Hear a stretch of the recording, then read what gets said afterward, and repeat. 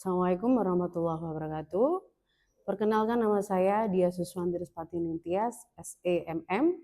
Saya dosen dari Perguruan Tinggi Universitas PGRI IMPU Sendok, mengajar pada program studi manajemen.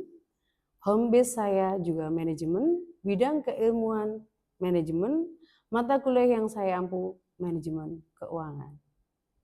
Assalamualaikum warahmatullahi wabarakatuh. Waalaikumsalam warahmatullahi wabarakatuh.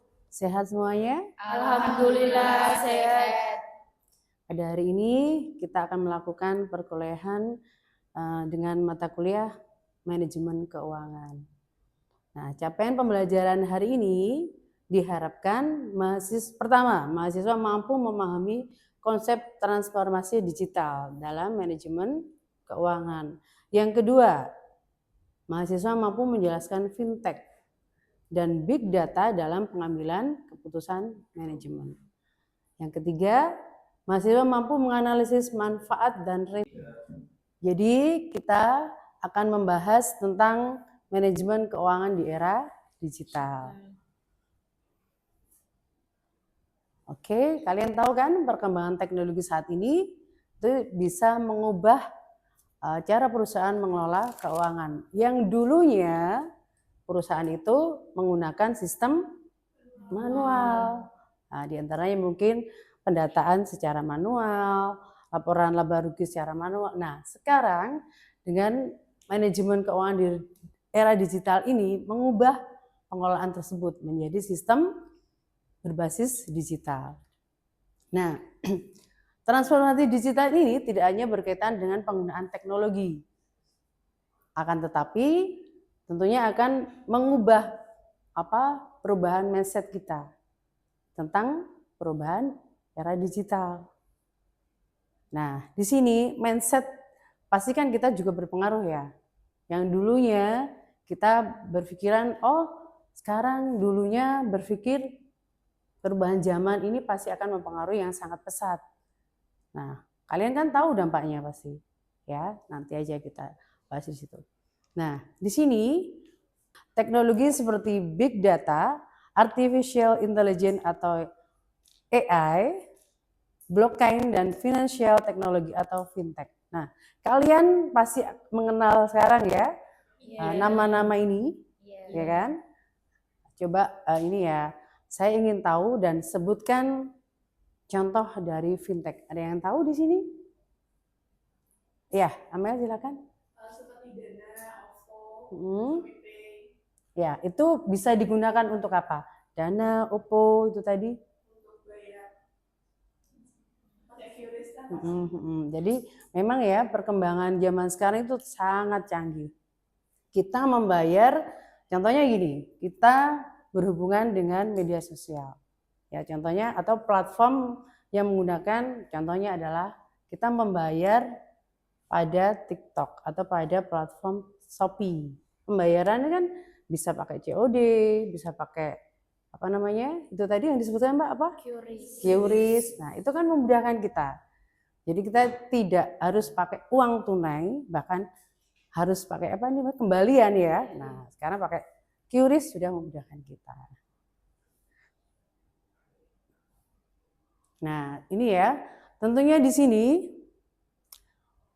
di sisi lain kemajuan dari teknologi modern menghadirkan tantangan baru, yaitu terutama terkait keamanan data, privasi, dan etika penggunaan teknologi. Juga dampak dari teknologi. Nah, saya ingin tahu tantangan barunya dalam teknologi itu seperti apa? Ada yang tahu? Yang Mutia silakan. Mungkin kalau dari tantangan baru teknologi modern saat ini itu bisa jadi penyebaran berita hoax itu Bu, yang bisa diakses oleh anak di bawah umur, terus kemudian bisa juga dari keamanan cyber kita, terus habis itu data-data kita yang perlu pengamanan yang lebih ketat lagi, seperti itu. Nah, benar, ini tantangan juga ya, karena tantangan baru di sini tentunya tidak semuanya berbau positif, ya kan? Ada juga yang berbau negatif. Salah satunya disebutkan oleh tadi Mbaknya Mutia tadi ya. Jadi bisa jadi anak kecil sekarang sudah bisa mengakses hal-hal yang saya buruk katakanlah, yang harusnya tidak harus dilihat, akhirnya dilihat. Kan vulgar jadinya. Nah, ini yang tantangan barunya seperti ini. Ini bagaimana nanti dampak ke depannya dari teknologi itu. Yaitu tadi yang disebut Mbak Mutia. Jadi dampaknya sangat-sangat besar dari teknologi. Nah, itu tadi yang anak kecil harusnya belum dewasa, akhirnya jadi dewasa melihat hal-hal yang negatif dari perkembangan teknologi. Nah, dari sini manajemen keuangan modern tidak hanya dituntut efisien, tentunya ya, tetapi juga harus aman, transparan, dan bertanggung jawab. Jadi semua keuangan di perusahaan, kalian mengenal namanya fintech kan sekarang, memudahkan dalam menjamin data-data dari misal kalian pinjam contohnya. Banyak sekali pinjaman-pinjaman yang memudahkan secara langsung. Di antaranya ada yang tahu pinjaman apa aja yang memudahkan untuk kita misal pinjam kayak gitu? Ada yang tahu? SPay letter. Nah, bisa. Nah, itu. SPay letter juga memudahkan kita ya. Baik di SPay letter Shopee, baik di SPay letter platform TikTok. Nah, itu gunanya bisa memudahkan kita beli sekarang, bayarnya nanti. Nah, sama dengan perusahaan juga seperti itu. Di dalam manajemen keuangan modern, perusahaan juga dituntut untuk efisien. Gunanya untuk apa? Contohnya, kalian tahu kan, contoh dari video-video yang ada di TikTok yang dulunya tidak menggunakan AI, sekarang semuanya menggunakan AI. Itu apa tujuannya? Untuk apa coba? Menarik perhatian. Selain itu?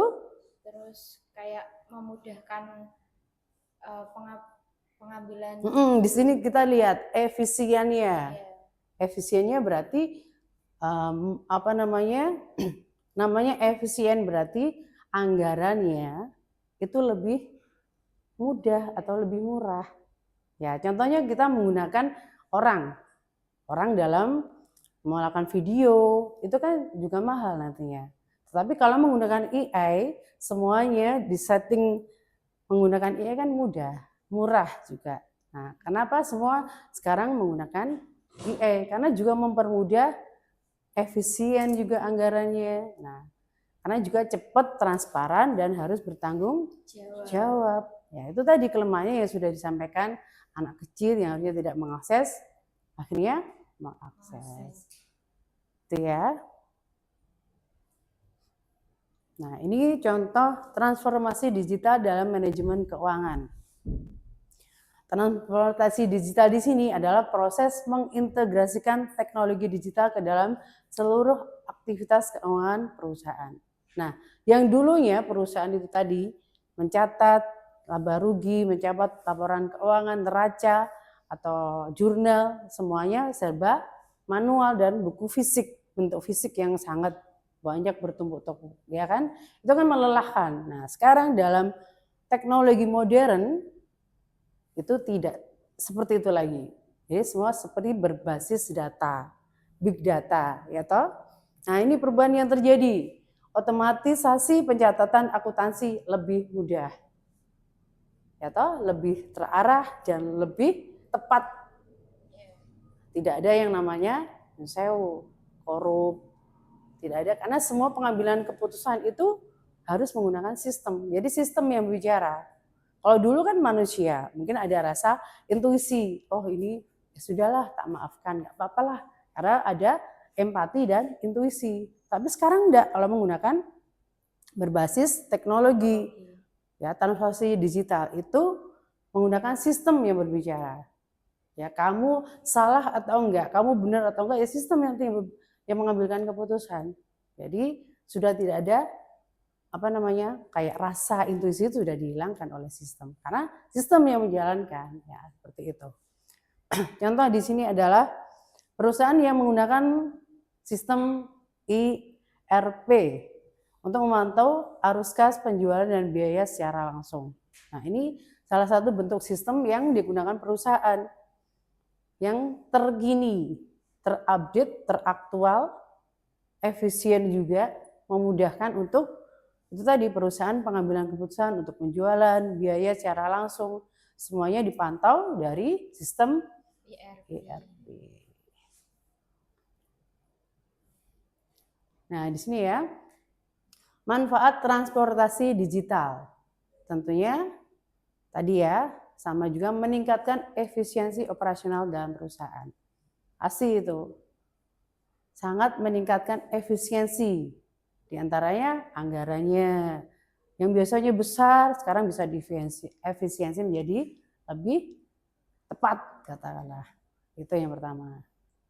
Lalu yang kedua adalah mengurangi kesalahan pencatatan. Tentunya ya, karena sistem yang berbicara itu tidak akan pernah salah. Juga benar, katakanlah seperti itu. Mengurangi bukan berarti, oh berarti sistem itu seperti Tuhan. Ya enggak. Sistem kan juga buatan manusia. Sistem itu bisa terjadi kesalahan. Tapi di sini sedikit untuk mengurangi kesalahan pencatatan. Jadi tidak semua sistem benar itu. Ketika error, ada human error atau sistemnya error, ini kan bisa semua berubah total. Nah, seperti itu. Pernah mengalami seperti ini? Misal mengakses di dalam m-banking, pernah nggak mengalami seperti itu? Pernah. Mengurangi kesalahan, pas waktu error apa yang terjadi? Di kalian apa yang kalian rasakan? Tiba-tiba saldo kayak gitu. Saldo dunia menjadi 0. Yang terisi bisa di m-banking, bisa kalian ada 5 juta, tahu-tahu menjadi 0. Kaget kan? Loh, kok uang saya jadi segini? Nah, itu kan. Ini yang bisa jadi kesalahan sistemnya. Problem dari sistemnya. Dan untuk yang selanjutnya adalah mempercepat penyusunan laporan. Di mana yang biasanya laporan ini kan di perusahaan bertumpuk-tumpuk ya. Yeah. Misal dari masalah manajemen pemasaran, dari manajer operasional, semua ditumpuk dalam harus dicatat secara Nah, sekarang dengan sistem itu adalah mempercepat penyusunan laporan keuangan. Oke, jadi kita lanjutkan ya. Yaitu adalah mempercepat penyusunan laporan keuangan. Jadi itu tadi perusahaan biasanya itu tadi ya, kembali lagi. Perusahaan biasanya membuat laporan secara bertumpuk-tumpuk dengan hat yang melelahkan. Tetapi dengan penggunaan transportasi digital ini mempercepat penyusunan laporan secara transparan tentunya. Dan juga tidak membutuhkan waktu yang sangat lama, mungkin cuma sehari. Tergantung sistemnya yang bekerja. Ya, dari laporan-laporan per manajer bagian keuangan mungkin, bagian pemasaran, manajer bagian tenaga kerja mungkin. Nah, itu dikumpulkan baru nanti sistemnya yang mengatakan itu baik diterima atau tidak. Lalu yang selanjutnya adalah meningkatkan transparansi. Jadi meningkatkan apa itu transparansi? Yaitu adalah keterbukaan, kejelasan atau apa adanya tanpa ada kebohongan. Biasanya kan manusia mungkin datanya dirubah menjadi apa, kan itu manusia. Tapi kalau sistem tidak bisa seperti itu. Lanjut dengan pengambilan keputusan yang strategis. Nah, kadang manusia itu pengambilan keputusannya mungkin berbobot sebelah. Ya kan? Ada seorang pimpinan, ada katakan, oh saya suka dengan orang ini. Berarti pengambilan keputusannya secara like dan dislike. Ya, jadi tidak boleh seperti itu. Kalau sistem tidak ada seperti itu. Kalau manusia mungkin seperti itu. Oh saya suka dengan Mbak Amel misal. Oh saya kasih nilai A lah. Tapi saya nggak suka deh dengan Mutia misal. Saya kasih C lah. Nah, tidak bisa seperti itu kalau sistem. Sistem harus transparansi. Pengambilan keputusannya harus strategis, jelas dan transparan. Ya, tidak mengandung unsur yang berbobot sebelah atau berbobot sebelahnya, tidak seperti itu. Bisa dipahami ya? lanjut kita ke financial technology atau fintech. Yaitu di mana adalah layanan keuangan yang memanfaatkan teknologi digital agar transaksi menjadi lebih mudah, cepat, dan efisien. Itu tadi ya, fintech memang teknologi yang sekarang ada di masyarakat dan kita merasakan manfaatnya. Memberikan kemudahan, memberikan cepat. Kita kan maunya kan cepat ya. Apa dilayani itu cepat. Atau bisa kita beli barang harus cepat juga. Tapi dampaknya kalian tahu, kita juga tidak, akhirnya kita jadi mager. Tahu mager? Malas gerak. Iya, yang harusnya kita harus ke misal ke swalayan ini beli itu atau ke bank mana kan akhirnya jadi kita pembayaran di bank cukup melalui m-banking, tik ya sudah, ya kan? Akhirnya jadi tubuh kita kurang gerak, betul. Tentunya kalau kurang gerak banyak penyakit yang datang ya. Lalu ada jenis-jenis fintech di sini, e-wallet, ada peer-to-peer lending, digital banking, dan investasi online. Nah, kalian sudah tahu kan e-wallet? Tahu ya tentunya, seperti Dana, OVO ya, terus apa namanya? Cbank, apalagi? ShopeePay. Nah, itu layanan-layanan yang menggunakan e-wallet. Jadi mempermudah kalian semua menggunakan transaksi tersebut. Jadi sangat mudah. Kita di zaman digital ini dipermudah untuk segala sesuatunya. Ya kan? Tapi pasti ada dampaknya, pasti itu. Lalu ada peer-to-peer lending. Ini adalah, ada yang tahu? Peer-to-peer lending? Itu kayak lembaga keuangan yang bisa memberikan pinjaman online. Oke. Berarti mirip seperti pinjaman online yang banyak dikatakan orang pinjol itu ya. Nah, ini pemberi pinjaman. Pernah melakukan transaksi ini? Tidak. Jangan sampai ya. Semoga aman terus ya, amin. Lalu ada digital banking. Seperti setiap bank konvensional sekarang sudah mempunyai layanan digital banking. Semua menggunakan alat digital. Bank apapun itu. Mungkin bank baru juga harus menggunakan digital banking. Karena apa? Kalau tidak menggunakan itu, kalau masih menggunakan secara tradisional atau ini ya, maksudnya lampau, ini pasti akan ketinggalan banknya. Karena dituntut untuk kemajuan zaman harus menggunakan digital. Lalu ada investasi online. Tahu di sini investasi online kayak apa? Mbaknya sebelah sini, ada yang tahu? Pinjaman online? Pinjaman online. Investasi online? Ada yang tahu? Itu Bu, kayak kita investasi beli emas digital di bank-bank apa itu? Emas digital. antam. Enggak, maksudnya? itu kayak investasi online itu kita beli menukarkan saldo kita yang ada digital itu untuk membeli emas digital. Nanti harganya itu juga mengikuti. Nah, itu biasanya setiap bank itu bisa menukarkan itu menjadi emas fisik dari emas digital itu tadi. Seperti contohnya itu kalau bisa disebutkan kayak syariah gitu banyak yang berbau syariah. Iya, enggak syariah aja, di Dana itu juga bisa, e-wallet Dana itu juga bisa. Terus habis itu di mungkin bank digital seperti Brimo, ya BSI kayak gitu itu bisa. Itu menggunakan layanan investasi online ya. Online. Juga satu lagi saya katakan bisa menanamkan saham. Iya, ya kan? Di berbagai mungkin PT-PT yang tentunya tidak gulung tikar tentunya. PT-PT seperti kalian bisa menanamkan saham pada mungkin BRI, BNI, kalian bisa menanam saham di situ BCA atau mungkin dari PT-PT gudang garam, bisa kalian menanamkan investasi di sini. Di investasi online namanya. Jadi kalian misal per satu saham itu harganya misal adalah 100.000. Kalau kalian membeli slotnya ada 5, berarti kan kalian membeli, saham saya ada 5 di sana.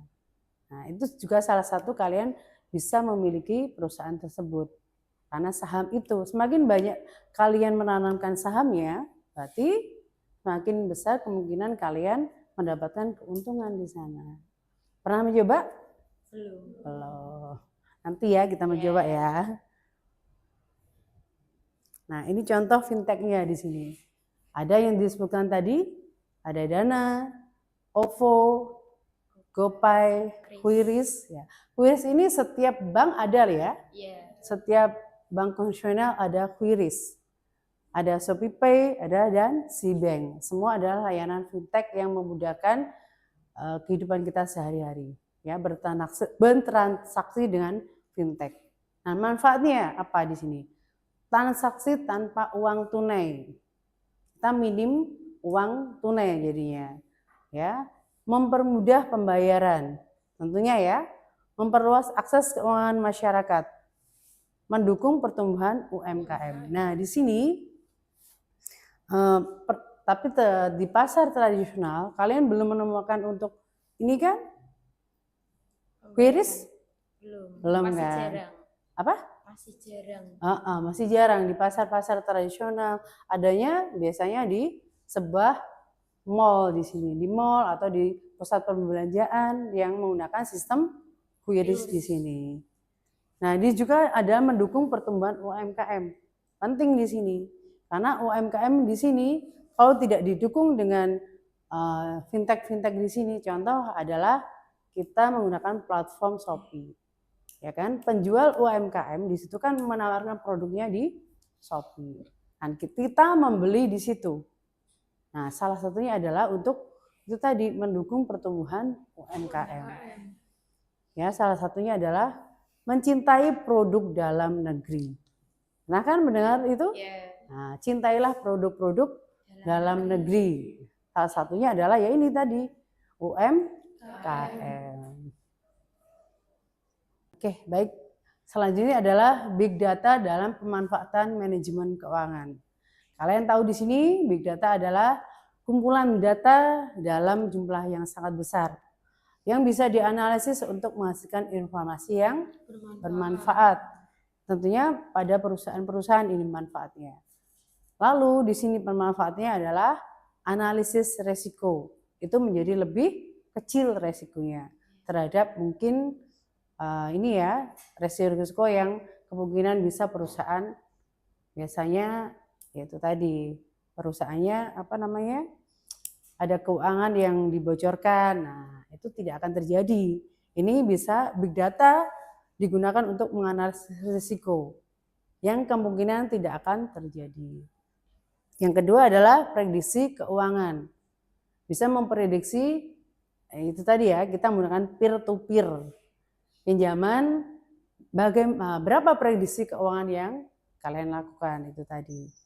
Ya, seperti pinjaman online. Ini bisa memprediksi keuangan yang kalian, kalau perusahaan itu bisa memprediksi keuangan bagaimana perusahaan selanjutnya.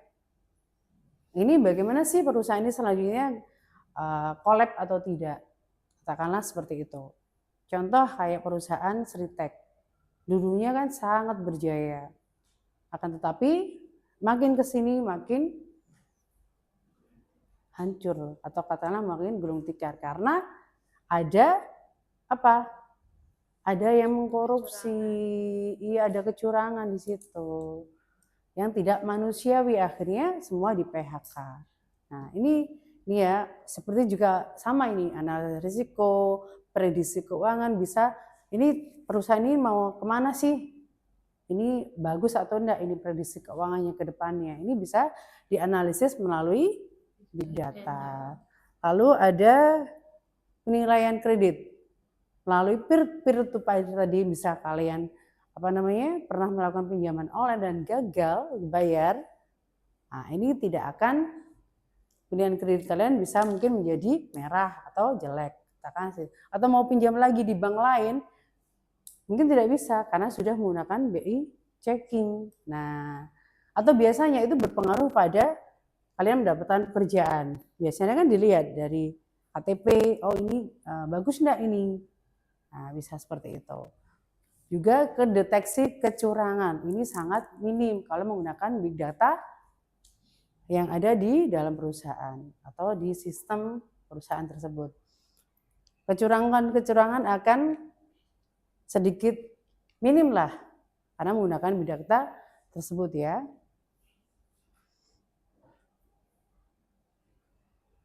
Nah, ini manfaat big datanya, yaitu membantu perusahaan memahami perilaku pelanggan. Kami ya di sini memahami perilaku pelanggan di sini adalah bagaimana pelanggan tersebut dapat berkontribusi. Katakanlah misal contohnya ini perilaku pelanggan yang kayaknya nilainya jelek. Itu tadi dalam keuangan dia gagal bayar terus. Nah, dari sini big data bisa menganalisis bagaimana caranya perilaku pelanggan. Oh, ini kayaknya orangnya nggak pantas untuk saya pinjamkan lagi, contohnya seperti itu. Maka menjadi masyarakat yang baik tentunya harus satu adalah tepat bayar agar BI checking kalian tidak muncul di situ. Tapi Bu, kan tidak semua orang bisa sesuai tepat waktu. Memang, tetapi kan tanggung jawabnya adalah membayar tepat waktu. Gitu ya. Jadi pembahasan ini nanti kita ada tugas selanjutnya. Ya. Di minggu depan, pertemuan minggu depan kita akan adakan tugas selanjutnya atau materi selanjutnya kita akan membahas ini dengan tugas selanjutnya. Gitu ya. Ada pertanyaan sebelum saya akhiri? Sudah cukup, Bu. Terima kasih. Oke, terima kasih. Baik ya, itu saja yang dapat saya sampaikan. Ada kurang lebihnya saya mohon maaf. Saya akhiri. Assalamualaikum warahmatullahi wabarakatuh. Waalaikumsalam warahmatullahi wabarakatuh.